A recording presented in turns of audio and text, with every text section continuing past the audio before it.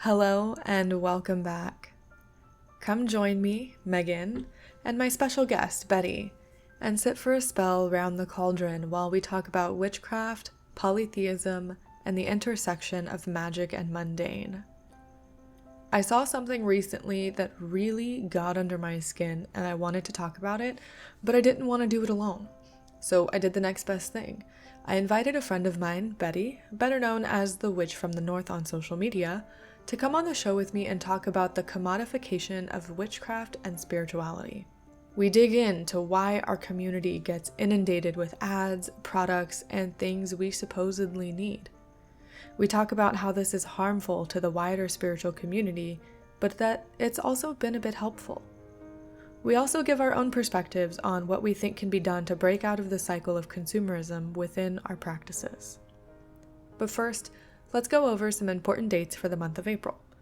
First, the new moon is on April 1st, a funny day to be a new moon as it's also April Fool's Day, but whatever. The full moon is on April 16th. This is the full pink moon, and it's also the first full moon after the spring equinox. One other important date for April is April 22nd.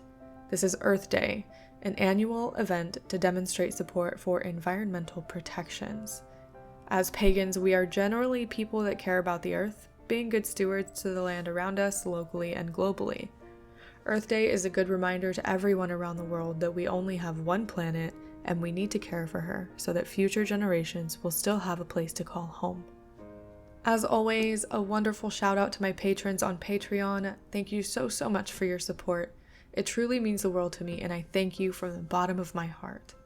If you'd like to help support the show, feel free to join me on Patreon for as little as $1 a month and get patron exclusive perks and content.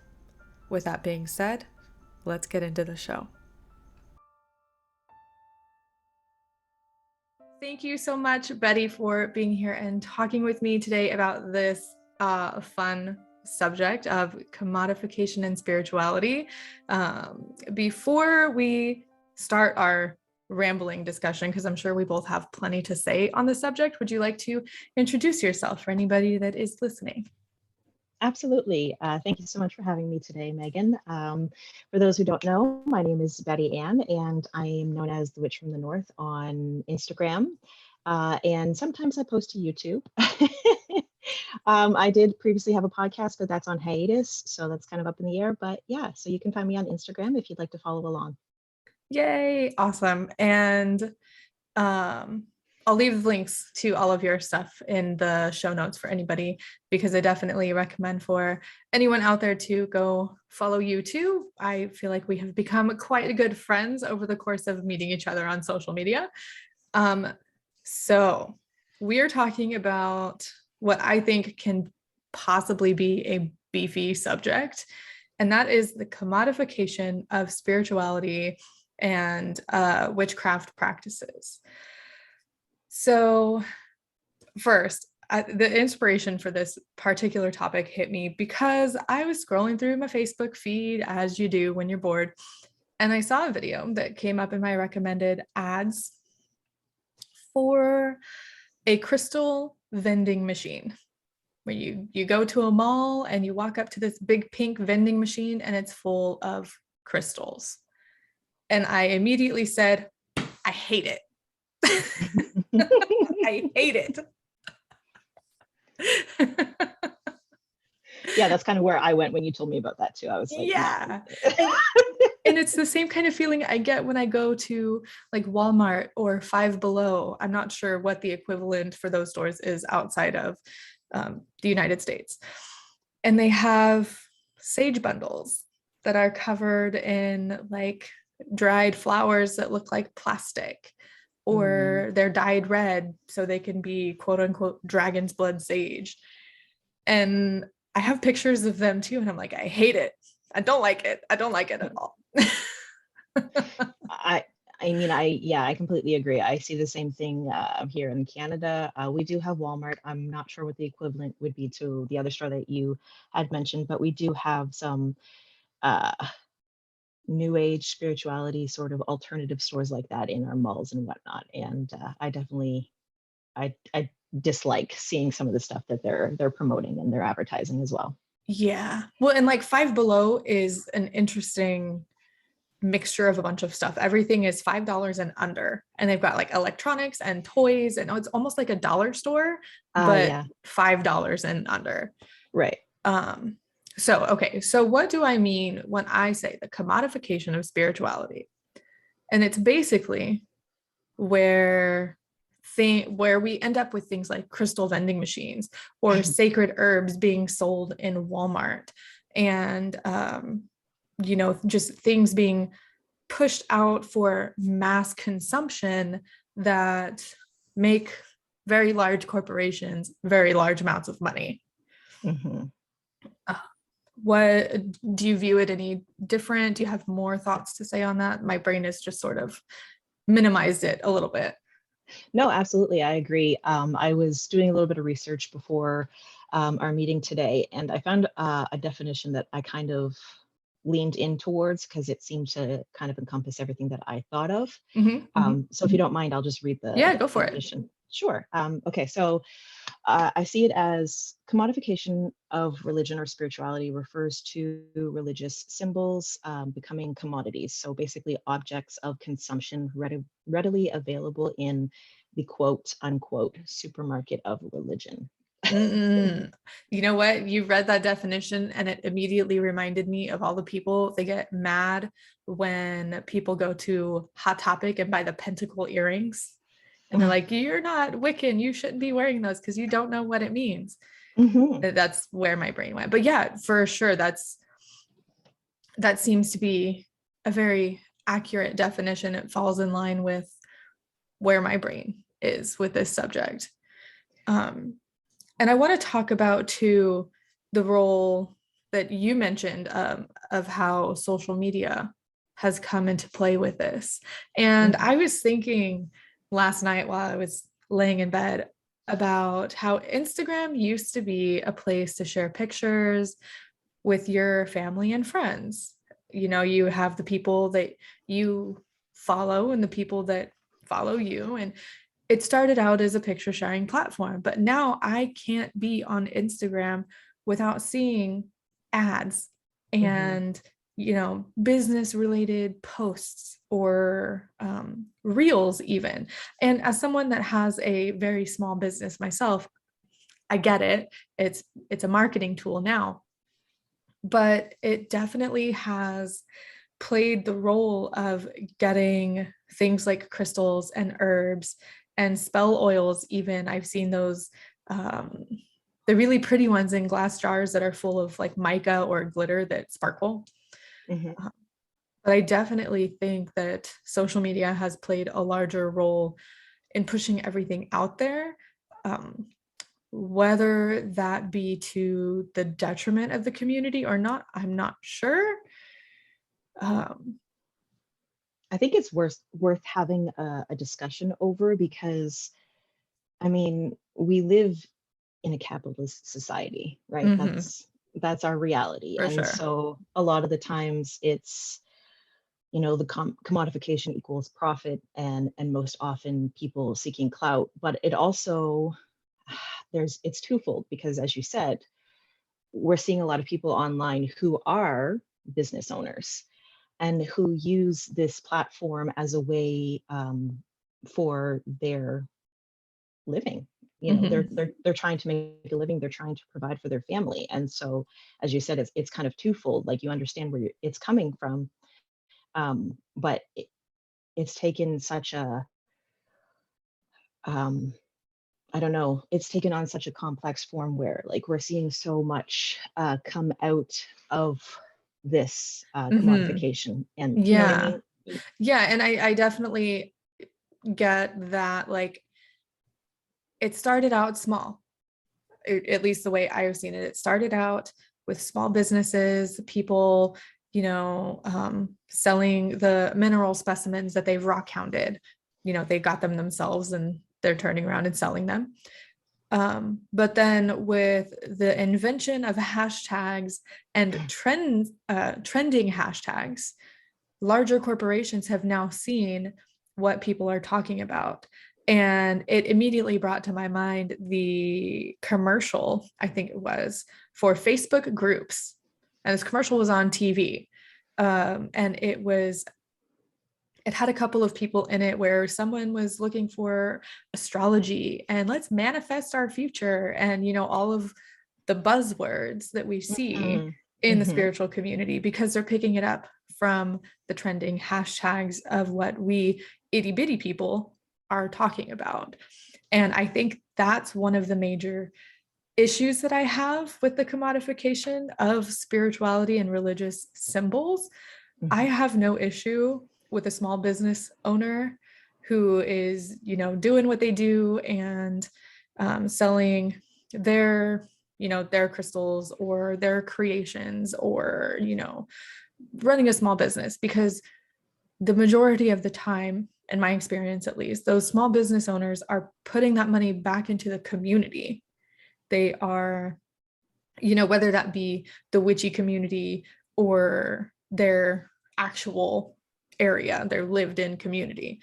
I don't think Mm-hmm. it matters.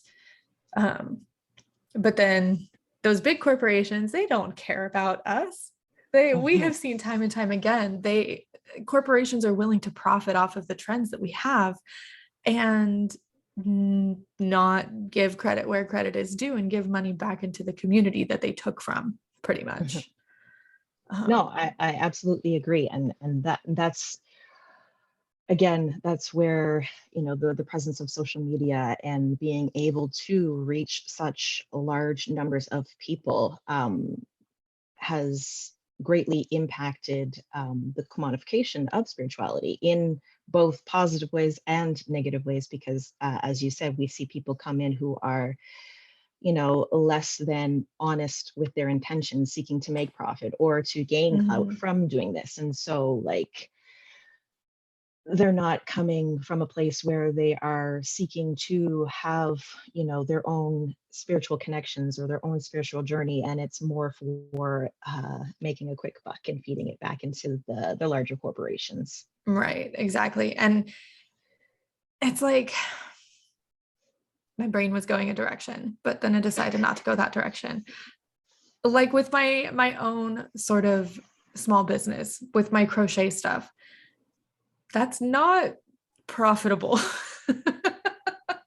If I'm being entirely honest, it's it's the cycle of capitalism and these large corporations versus the smaller businesses, because something can take me, I don't know, 5 or 6 hours to make. I'm gonna charge 40, 50, $60 for it because my time is valuable.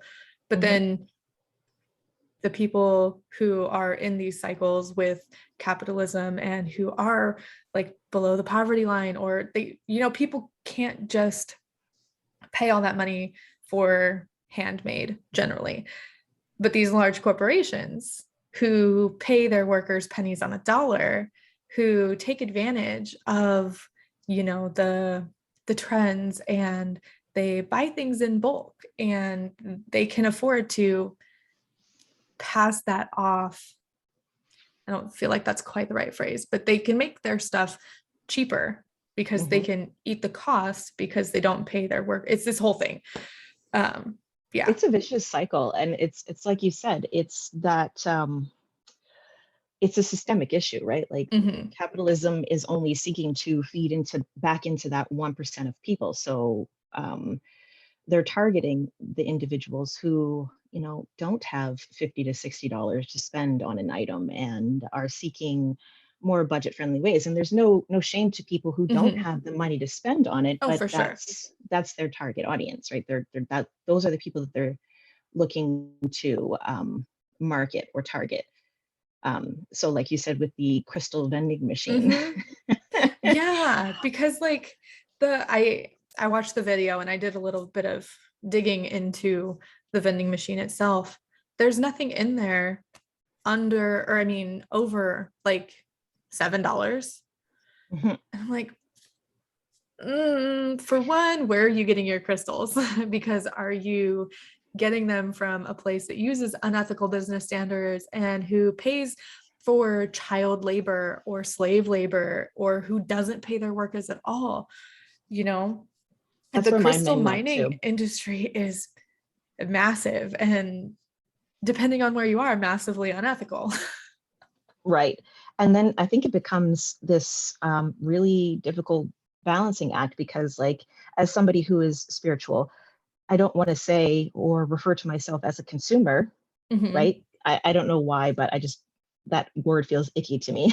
Yeah, no, I relate. I relate. But at the same time, we do have to think of those things as an individual who is in this capitalist society, this society that looks to make profit off of, like you said, child labor and the mining of unethical mining of crystals.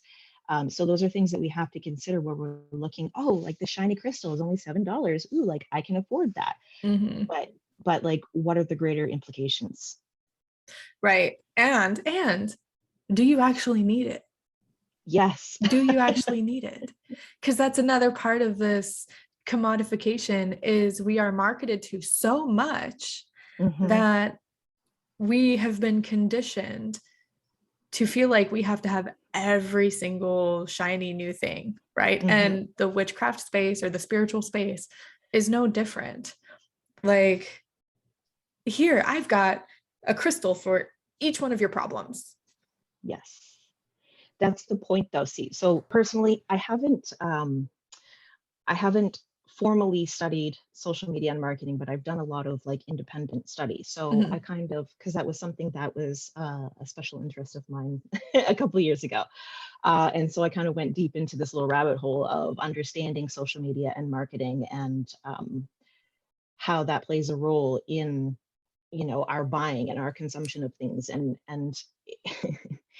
it's really devious is the only word I can think of when I try to describe it, because marketing,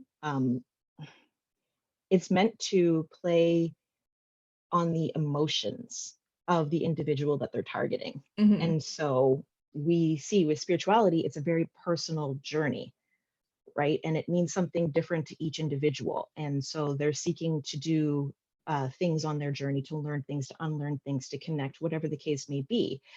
So we see these bigger corporations who are using marketing tactics to play on the spiritual journey or the emotions of the person that they're targeting so that they will go out and buy their products. Mhm.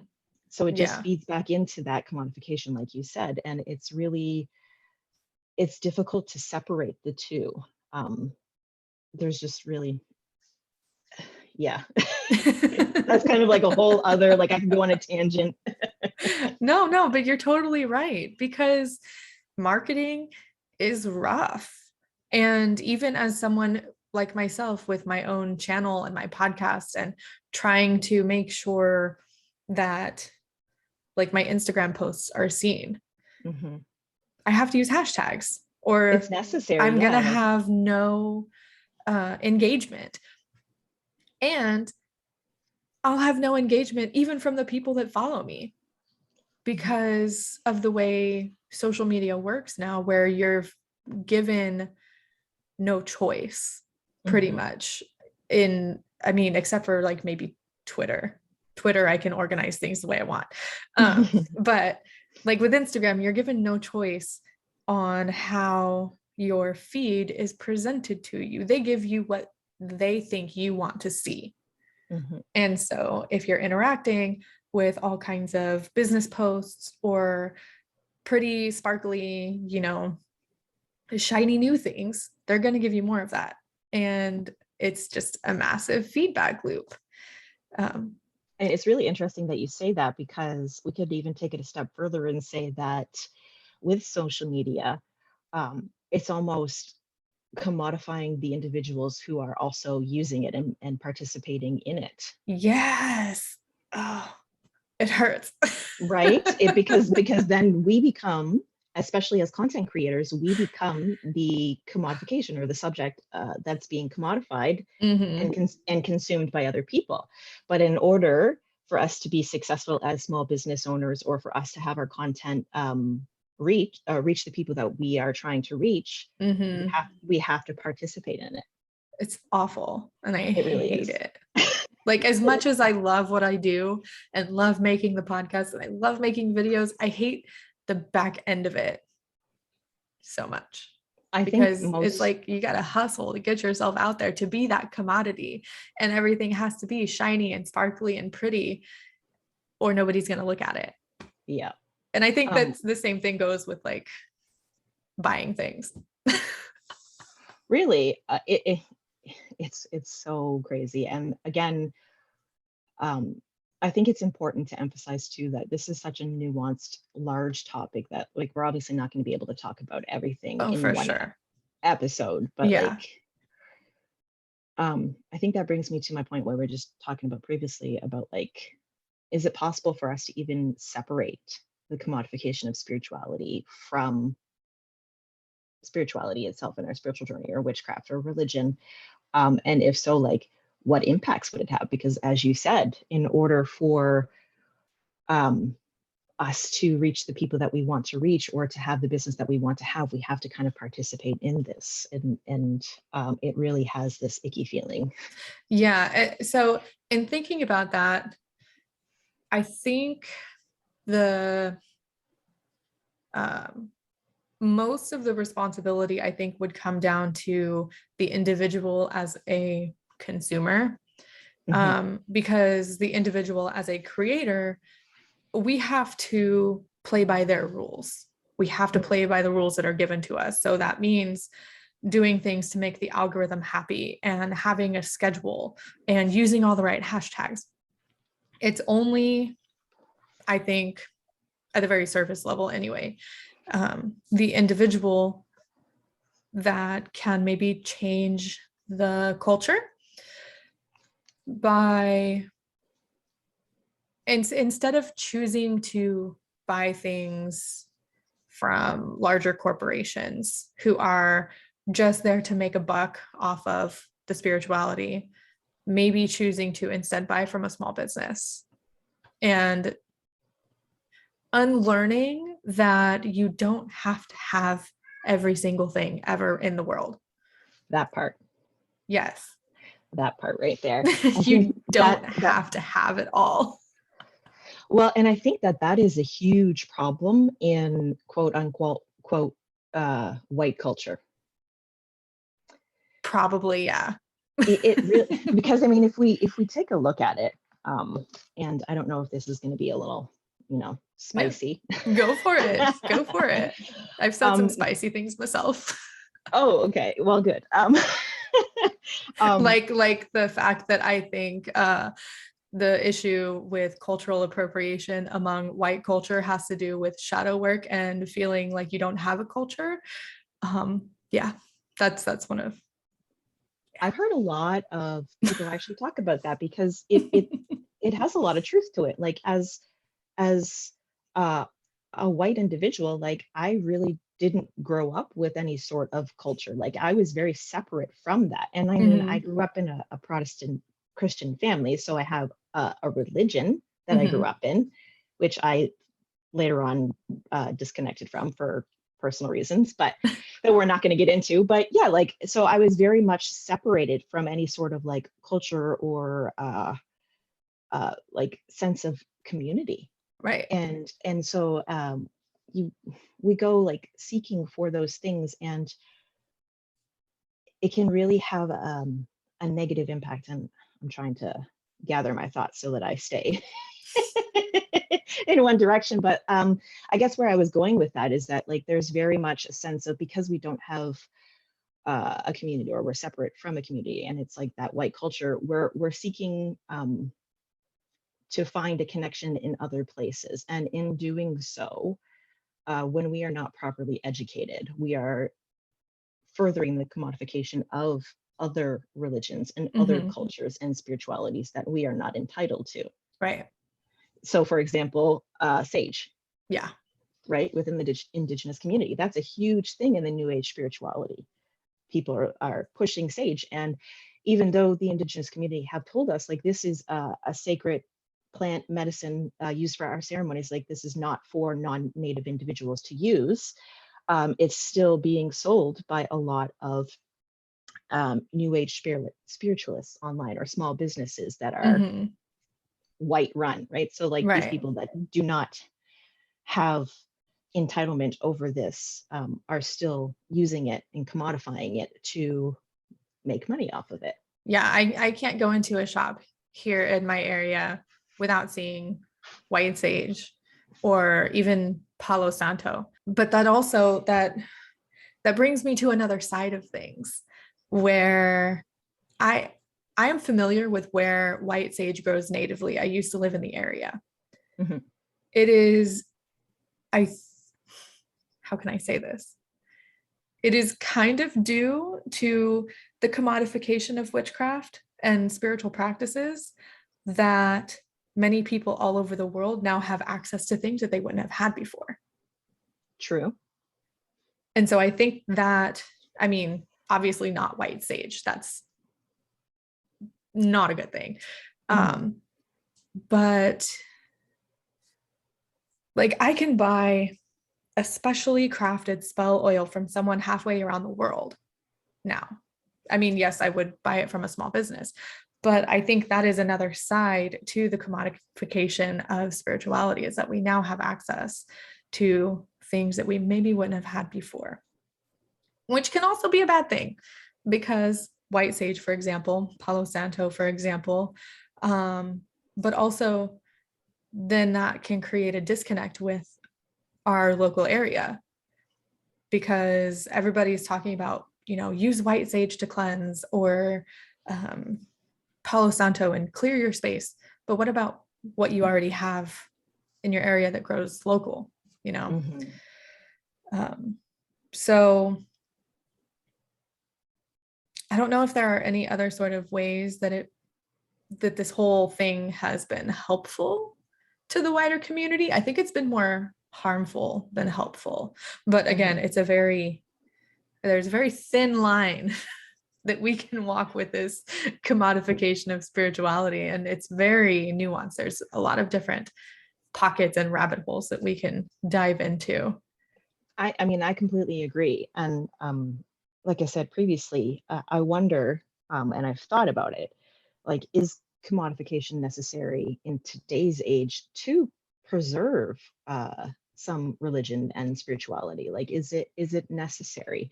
And I don't think there's a clear yes or no to this. I think that there has been definitely been more harm to come out of the commodification, but as you said, there has been some good in that it's now more, Like widespread, yeah, so it's more, accessible. yes, that's the word that I was looking for. um, but is that due to commodification, or is that due to kind of where society is going in terms of being perpetually online? That's a good question. I Right, because think when I it's a think of mixed bag. yeah, I agree. But again, when I think of commodification, I think of something being, yeah, no, I agree. I think it is a mixed bag because now that I think of it, like, it's the consumption of something. And that's essentially what social media is there for, is the consumption. Yeah, but also too, it's it is the consumption, but if we are doing things the right way, quote unquote right way, it's also the education of what it is that we're consuming. So for example, back when I was a newer witch, in my early teens, it was white sage. That's what I knew. That's what I had been told by the books that I was reading, and the one shop that I had access to is all they sold for cleansing was white sage. Mhm. And then as I got older and as I got more and more online and searching for places to get supplies from, then you run into that. This is white sage. This is used as a sacred medicine for the indigenous tribes of the west coast of, uh, jumbling over my words, the west coast of North America.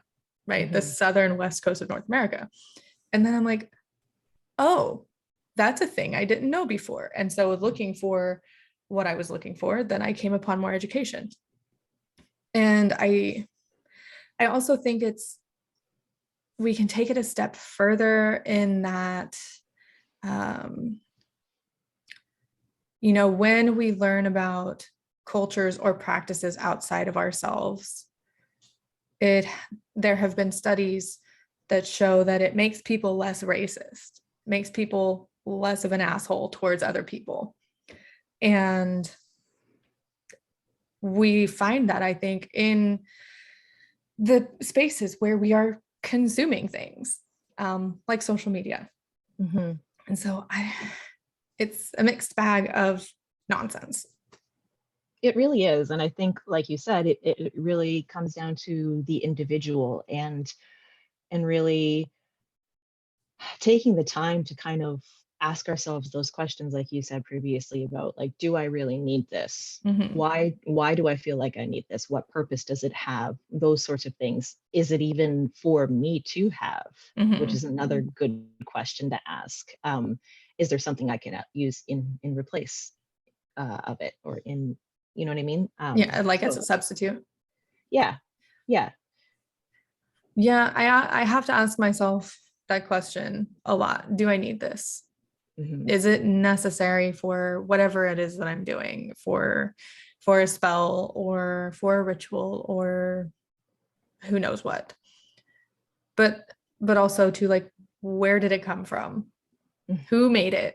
Who is responsible for putting it in a store in front of me? Right. I think And that's a lot of it. And as a consumer, those are things that I think about, and those are things that I think others should be thinking about in order to separate the mass consumption,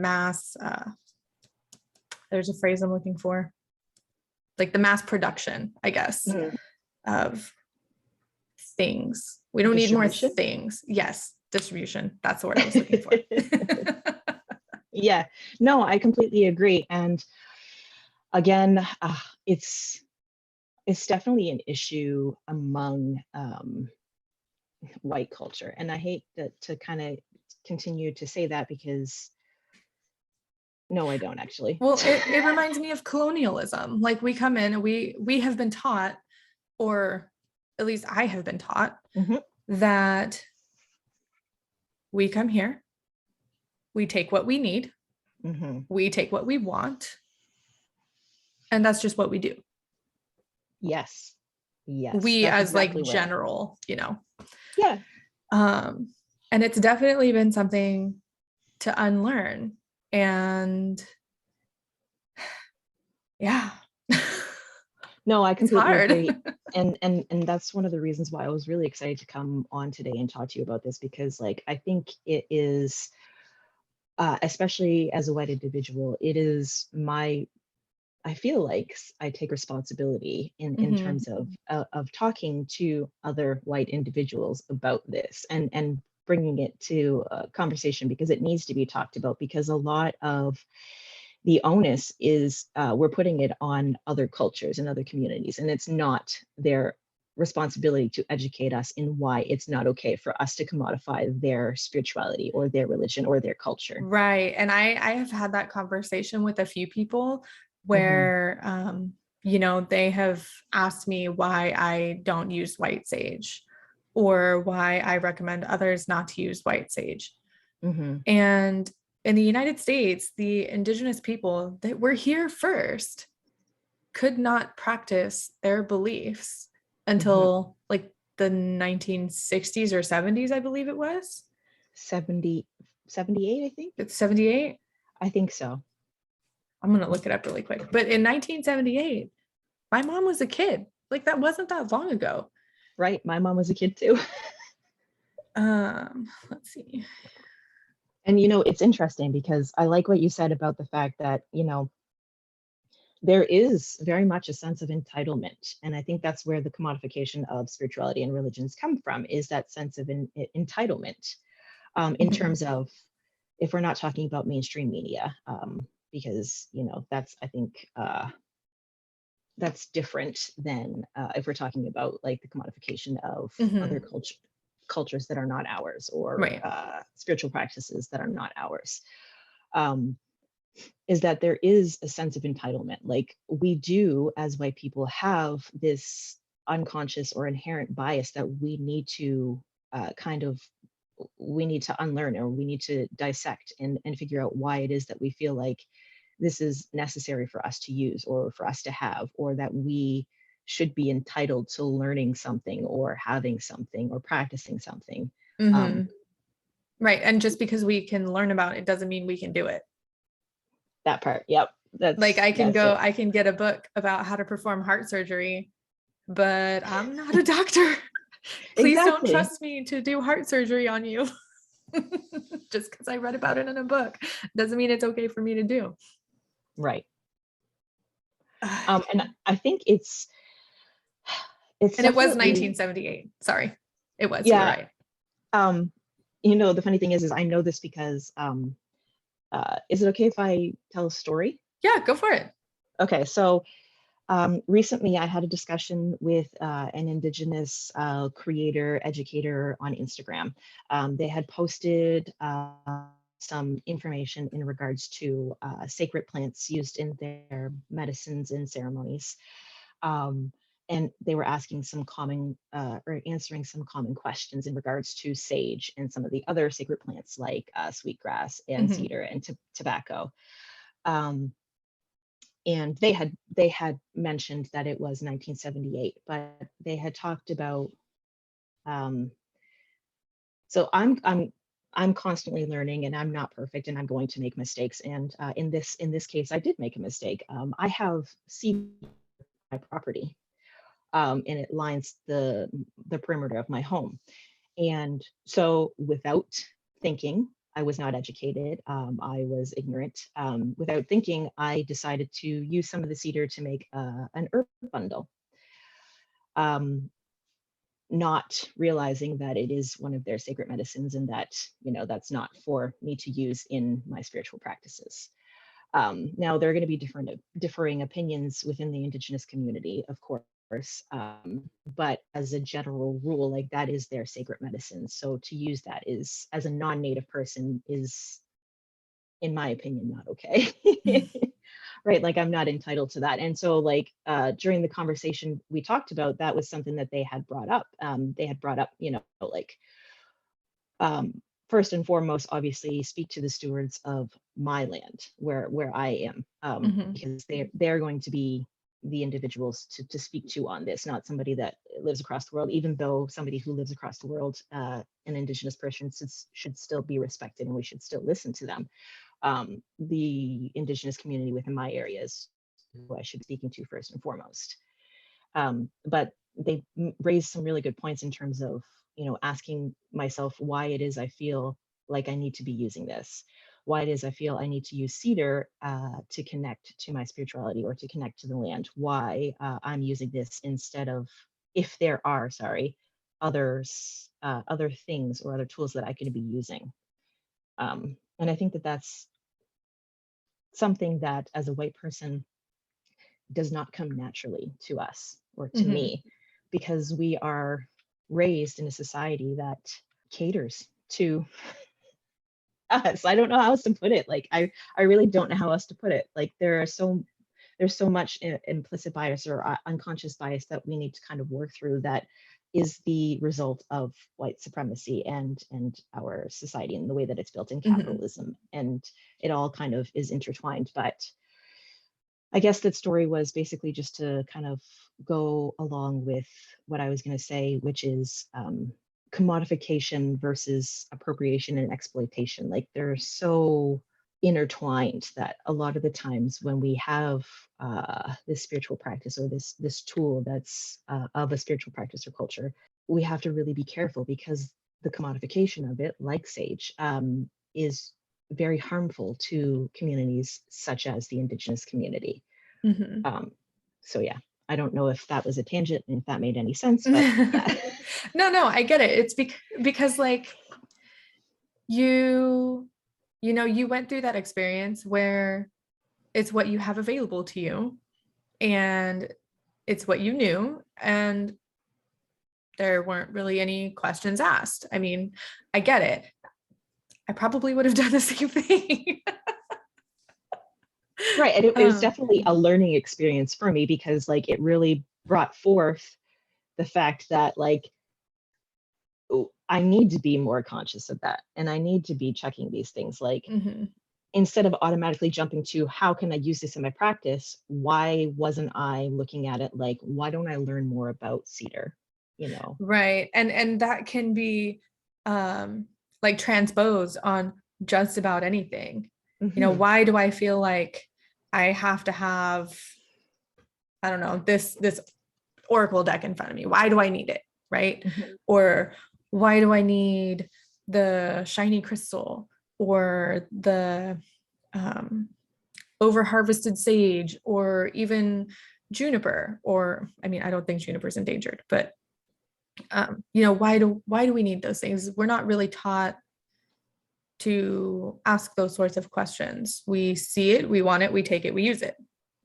And that's the issue, I think, with the commodification is that like, and Mm-hmm. social media's role in commodification, especially because like, back to the story about the cedar, I created a reel showing the process of me making a cedar bundle with it and speaking about cedar, but I didn't mention anything in terms of how cedar was a sacred plant to the Mm-hmm. indigenous community, its history, anything along those lines. However, in the comment section, there were many people asking like, are you going to be selling this? How can I get this? How do I make this? And I mean, it was my responsibility to do the research and learn more about it. So, of course, that falls on me as a creator, but also looking to the people in the comment section, they're not asking themselves those questions either. And I think social media plays a large role in perpetuating um, The that cycle. idea. Yeah, yeah, Yeah. Because they're asking, how can I have this? Not how can I, do something similar with the stuff in my own area. right. And why And do you feel like you need it? Just because this person online who you don't have any sort of connection with other than that you follow them, mhm, um, and parasocial relationships are a whole other nuanced conversation that I can get into that I think also kind of tie into the commodification of spirituality. right. But like you don't know me. I'm just a person online, a face on the screen, and you see me using this. And so because I'm online and in some cases I'm viewed as quote unquote an authority Mhm. because I share some parts of my spiritual journey and my witchcraft. Now I have people looking to me for knowledge, for tips, for tools, for whatever the case may be. And so again, we have that. Um, again, what I'm trying to say is, I guess it does fall on us as consumers, but it also does fall on us as community to kind of check those things and to mention those things and Mhm. right, like call it out when it's necessary. Yeah, yeah, definitely.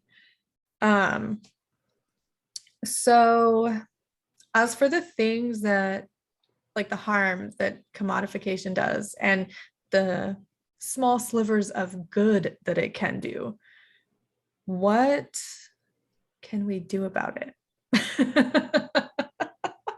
That's a good Like it's a question. it's a hard question because especially with our global community now, because everybody is online, we have access to so many different perspectives, so many different people and situations, whether they be bad or good. This digital age of information, we can have all of it. And oftentimes it's very easy to get overwhelmed with everything that we Mm. see, hear, read, experience. But it's also at the same time hard for us to pull back from the global community because it's where we feel our connection. Yes. So it often makes me feel very, very, very tiny and very helpless and Hmm. powerless in these types of situations. And especially like I equate it with living a more sustainable life. Yes, I can do everything that I can do as an individual, but it's a global problem. And so it often makes me feel like while I'm doing what I can, it's not enough. Yeah. So I guess I kind of want to talk about what we can do to help sort of combat this issue without getting rid of like the community connections that we can create, and the access to information. Because I mean, while it sucks, I have learned so much from being online and having a YouTube channel and a podcast and interacting with other people in the community, creators, and what do I call non-creative, like individuals? Right, people on the internet. People on the internet, you know.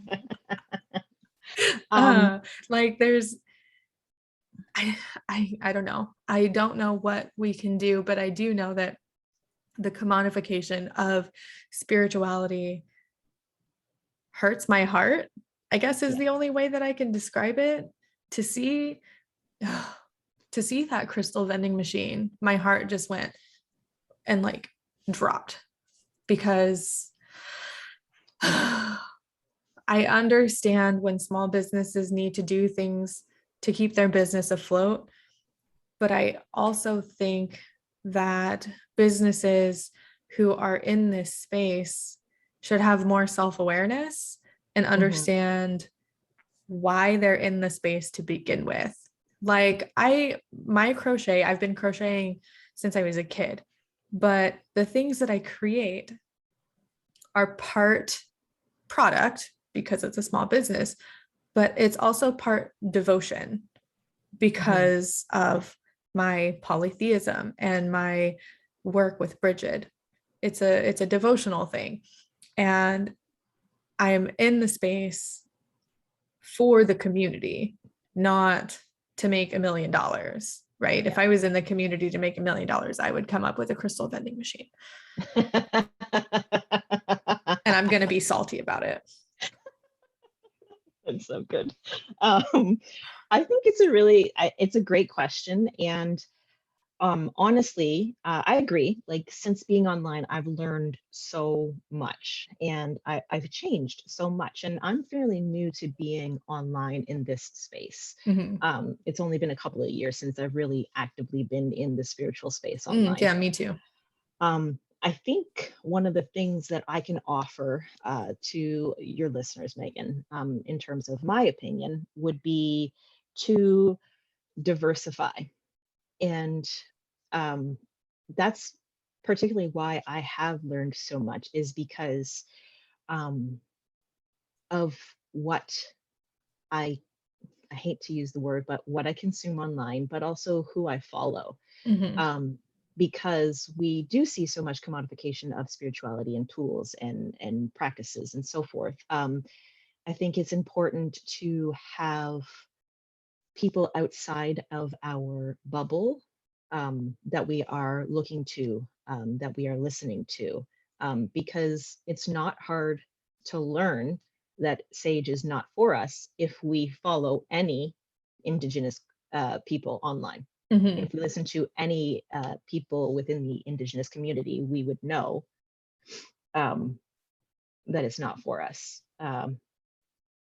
So I think, yeah, the first step would definitely be for me would be to diversify what type of content you are consuming and the people that you are looking to learn from. That's a really good one. And it made me think of too, of breaking the cycle of only looking at things that are pretty. And I'm guilty of this, of my Instagram feed being perfectly curated photographs. Yes. But that's not real life. And it helps perpetuate the cycle of commodification, because the people that you follow, or even the corporation like Meta for Instagram, sees that you only want to look at beautifully curated pictures of very specific things. And Mm-hmm. that's not real life.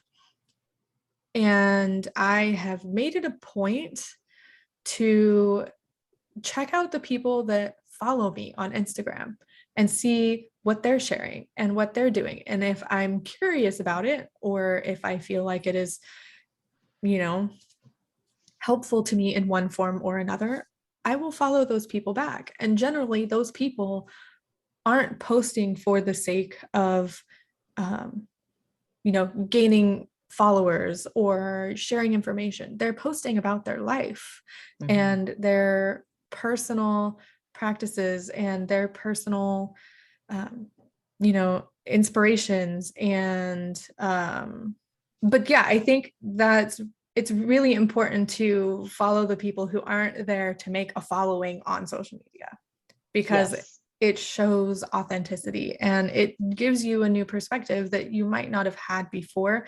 But if enough people do it, if enough people say that they are fed up with being fed these perfectly curated ads and suggested posts, then maybe we'll get lucky and the system will change. Mm. But that's part of being a consumer, that whole phrase of voting with your dollar. Yes. That's kind of where I'm going with that. Vote with your follow button or your subscribe button Yes. and your comments and your hearts and your shares. Don't just share the popular stuff. Don't just follow the popular people. That also creates an echo chamber of commodification of all of the same people. And then we get this teeny tiny little bubble that we never see anything outside of. Yes. So I think that is super important. I think that's a great point, and that kind of triggered a thought from me that, like, I think another piece of advice that I would give to your listeners in terms of like how we can combat the commodification is, instead of coming from a place of, or sorry, not that you shouldn't come from a place of wanting to practice your spirituality, but when you approach a new concept, when you approach a new tool or whatever the case may be, I think the first thing that we should be looking to do is seek to learn, not anything else. Because a lot of the times our first initial response is to consume. And I guess it could be argued that learning from an individual or learning from something is also a form of consumption, but I think it does less harm to sit and to listen and to learn than it would be to automatically go and try to put this cultural or spiritual practice into yours, or to start using this tool that you've done really little research on. Right. Where it comes from, its purpose, its value to the community that it comes from. Those sorts of things I think are super important. And I think,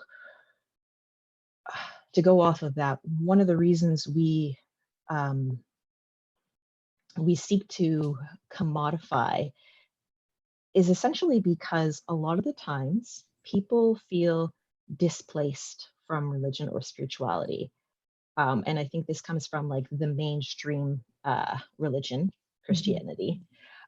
So you either have religious trauma, or you have people who have completely separated themselves from the religion because of the trauma or because of their disagreement of how things are being um, portrayed or organized, or I can't think of the word I'm looking for. But does that make sense? I think so. I think I'm following where you're going with that. I guess what I'm trying to say is that because we have such a large group of individuals who feel displaced and who feel like they don't have any sort of spiritual or religious belonging, they're looking for that belonging somewhere else. And I think Okay. that's where the commodification stems from, is because they're looking for that belonging somewhere else. They're looking to practice some spiritual path or journey, or they're looking to practice witchcraft, seeking to find somewhere else that they belong. That makes sense. Okay. I get it. Okay. It took me a second, but I got it. Yeah, sometimes I go like in circles. That's okay. But yeah, no, when you put it that way, it makes sense, because you've got these people who essentially feel like they're outside of the box and all of the cool stuff is in the box. So they need to find their way inside the box. Right. And that perpetuates the cycle of commodification. Another thought that I had was just stop consuming. Just Right. stop being a consumer. And in that sense, I don't mean like stop buying groceries and, whatever, but we as individuals are the ones that perpetuate the cycle of consumption. Mm-hmm.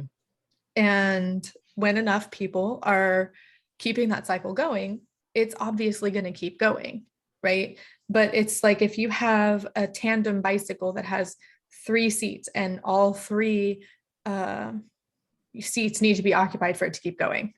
Mm-hmm. When one person gets off, it slows down. When 2 people get off, it's almost impossible to keep it going. So I think we should, as individuals, again, ask ourselves those questions of, do I need this? Why do I need this? Can I get it from somewhere like a small business or an individual creator?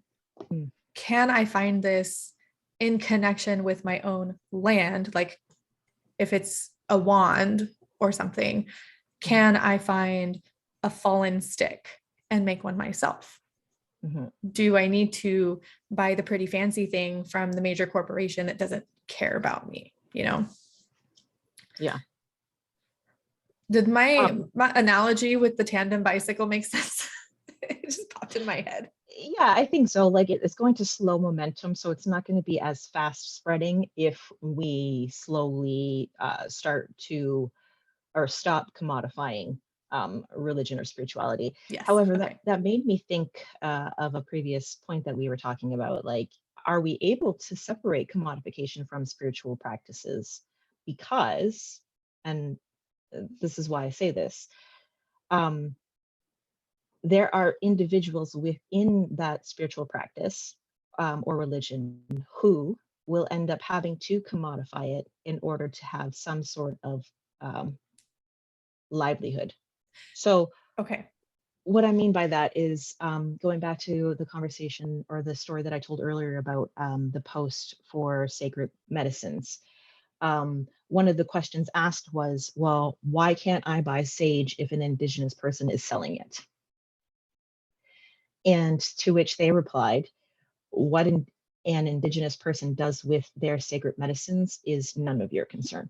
Mm-hmm. However, they have been forced into a place where it is necessary for them to possibly sell it or to share it in some way to maybe stop information, stop appropriation, or maybe just to provide for themselves and their family. Mm-hmm. Mm-hmm. So in that sense, I'm not sure if we can completely separate commodification and spirituality. I think you're right. My brain though is going to it separates commodification by large corporations versus commodification from people in our community that mean well. Okay. And that's, for me, that's a very distinct separation, because we have people that mean well, people who truly care about what they're doing and who truly believe in the products that they make or the things that they sell. And then you have people that join the community just to sell their stuff and make a buck off of us. And then you've got the corporations who can afford to sell things at a massively cheaper price because they're large corporations. Right. So with that separation, that's why I say that if you're going to buy something, buy it from a small business, buy it from a creator, an individual who doesn't have massive amounts of tax breaks and loopholes and underpaid staff. And then, the other side, you're not also supporting someone who joined the community just to sell their stuff. I think that's where that separation needs to be made. Because you're right, there are going to be times where commodification is necessary, especially for things that have to be created by very specific people. But those things aren't considered closed to others. They just have certain, processes or rituals or whatever that go into the creation of that. And then the final thing can be sold to whoever. Right. So yes, I think that is my answer to that question. Yeah, no, I appreciate that. And I get what you're saying. And I think at that point, my mind is essentially like, if it is coming from an individual within that community to share their culture, to stop the perpetuation of misinformation, is it actually commodification? That's a good question. Right? Because for me personally, I guess I view commodification more so as like like you said, for profit and for Yeah, clout. for profit. And I mean, obviously the whole point of owning a business, first of all, is to make money. Yes. That's like business 101. But when you get into communities such as ours, where there's a lot of heart and spirit behind what we do, that sort of becomes not the only reason for having a business. So, yeah, I think when we get into those particular business owners or creators, I don't think I would necessarily call that commodification. When I think of commodification, I think of Walmart or Five Below or, whatever. Right. Yeah. Yeah. No, I agree. The other side of that too is that a lot of the times these people who are sharing parts of spirituality to make profit are generally detaching what they're looking to commodify from its context, Yes, which is very that's a harmful. whole other conversation. Right? Yeah. Yeah. But it's super harmful, and it happens a lot within our community. It does. It does. And I see it too within my sphere of paganism, because I consider myself a Celtic pagan. I Mhm. focus mainly on Irish practices, but there is so much crap out there within Celtic paganism, because the Celtic areas are considered or seen as quote unquote other and exotic Mm. and um, like steeped in spirituality, and the land is just alive and like all of this stuff, but it's caused a lot of harm because of a whole other slew of things. Maybe one day I will have the ability to speak with somebody about that too, because that would be an interesting conversation. I agree with you. I would be interested in listening to that. It actually made me think of um, Firelight's book, Dabbler's Guide to Witchcraft, because they talk about it within that, and they raise an interesting point that a lot of the times people who are coming into the pagan and the spiritual community, um, they're coming from a place of looking to replace the previous religion or spirituality. So they're forcing previous beliefs and context into something that doesn't necessarily fit. So it's like a square peg in a circle hole, right? Like Yeah. they're trying to put their previous beliefs that may not necessarily fit into Christianity anymore and bringing it over into paganism, and it doesn't work like Yeah, that. it doesn't work. It Yeah. does not work. Sort of like the cycle of commodification in witchcraft. Yeah. It's a lot. It is so much, so much. But thank you so much for coming and talking with me about commodification of spiritual practices. This has been such a great conversation, and you have shared some amazing insights, and I've even gotten a couple of different perspectives. I think that we even have some answers for some things that we can do as individuals to help stop the cycle and keep things spiritual instead of profitable, as for me at least, that's important. Yeah, do you want to tell people where they can find you online, or do you want me to just leave all the links in the show notes? um yeah, first of all, yeah, thank you for having me. It was a great conversation. I Of really enjoyed course. it. I think it's definitely an important topic. So for people who are listening, would like to find me, you can find me on Instagram at The Witch from the North. Same with YouTube. I sometimes post to Twitter. So if you like Twitter, you can find me The Witch from N, because there's not enough space. But that's pretty much the only active platforms that I use. Yay. Well, thank you so much, Betty, for coming to talk with me. This has been amazing, and I hope anybody listening has gotten some new perspectives. And I always welcome comments and suggestions from anyone that has listened, wherever you want to leave your comment, just find a place, I guess. And yeah, I will talk to you all in the next episode. Thanks again, Betty. You're welcome. Bye. Bye.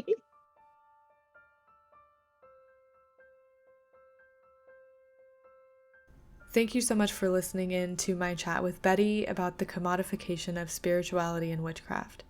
I hope this episode gave you a new perspective or some things to think about. As we said, this is a heavily nuanced topic with a lot of moving parts and pieces. I feel that we have only scratched the surface of what is probably a systemic issue. Let's go ahead and draw our tarot card for the month of April. Today, I am drawing from my traditional manga tarot. Let's give it a shuffle and see what we get.